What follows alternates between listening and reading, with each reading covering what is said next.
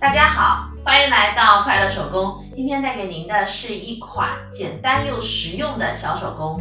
今天呢，借这个视频的机会和大家聊一聊这个小剪刀哈。这个剪刀呢叫砂剪，它呢在我们做手工的时候呢用处还是很大的。它能够很利索的把这种线头剪得非常干净，像这种锁眼的时候的开眼呢也是很好用的。这个砂剪呢，我买回来的时候喜欢这样子，把它缠上线，那用起来呢手感就更好了。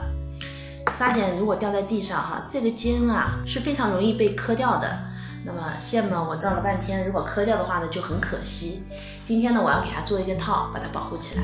首先呢，我们准备一块长度12厘米、宽度8厘米的铺棉，然后我们在铺棉的一端呢画一个圆弧。这个呢是我们家的一个瓶盖这个瓶盖直径呢是8厘米。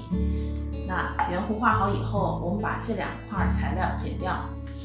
咱们这个剪刀套还需要一个盖我呢盖上面烫的是无纺衬，这块材料呢是一个4厘米的正方形。我利用线轴下面的圆也和刚才一样，在一端呢画一个圆弧。这个无纺衬的材料呢，我们是需要2片的。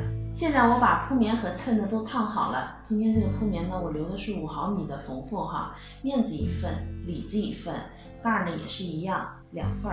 那接下来呢，我们先来做盖我们把材料正面和正面相对，然后呢，我们车上这个圆弧。现在我把盖呢翻到了正面，然后在这儿呢还车了一条窄边。接下来呢，我们把这块材料搁在主体材料上面，那这个边对准的呢是主体材料的中心线然后我们盖上里子材料，也就是说面子和里子夹着我们的盖儿，这儿车条线，这条线呢车好了。现在我们把材料翻到正面，翻到正面以后，我们这样子对折然后我们用里子面料做的包边带呢，把这个毛边给包上。现在这条包边呢车好了，我现在把剪刀放进去看看大小合不合适真合适。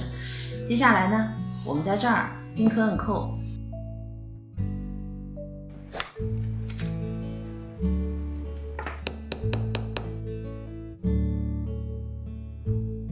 现在我把摁扣呢钉好了，那我剪刀套呢就制作完成了。这剪刀套制作起来是不是很容易？砂剪呢很普通，也很便宜但是用的趁手的工具呢，我们也是要好好的把它给保护起来的。这期视频内容就是这么多了，感谢您花宝贵的时间来看我的视频别忘记帮我点赞哦，咱们下期再见。